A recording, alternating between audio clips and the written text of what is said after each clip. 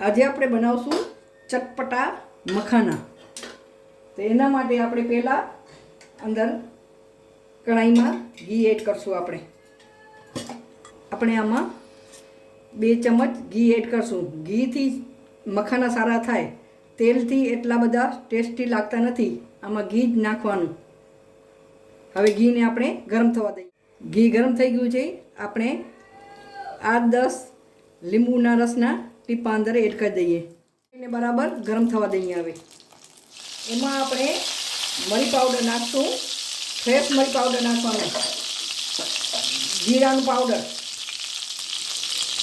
સેંધા નમક અને રેગ્યુલર આપણે જે નમક ખાતા હોઈએ મખાના જેટલા હોય એ પ્રમાણમાં આપણે અંદર એડ કરી દેવાનું।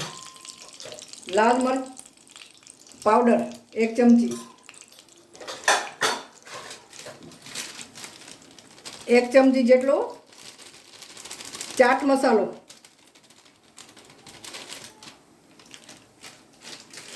અને આમ બરાબર મિક્સ કરી લેવાનું। આમ અંદર આપણે નાખીએ તો તે બરાબર ને ઉપરથી પણ આપણે નાખી શકીએ। આમાં આવી રીતે આમ બહુ ટેસ્ટી થાય છે। આમ હવે આપણે જરૂરિયાત પ્રમાણે મખાના એડ કરી દઈએ।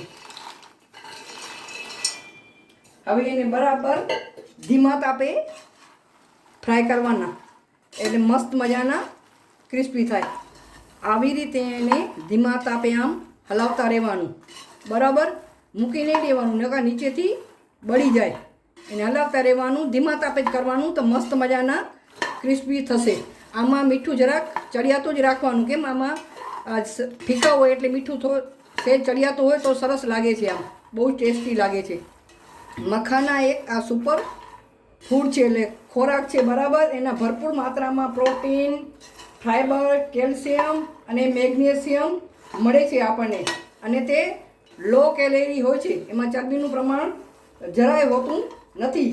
તે વજન ઘટાડવામાં, હડ્ડીઓને મજબૂત બનાવવામાં, બ્લડ પ્રેશરને નિયંત્રિત કરે છે, પાચન સુધારવામાં મદદ કરે છે, અને ડાયાબિટીસ માટે પણ મદદરૂપ છે।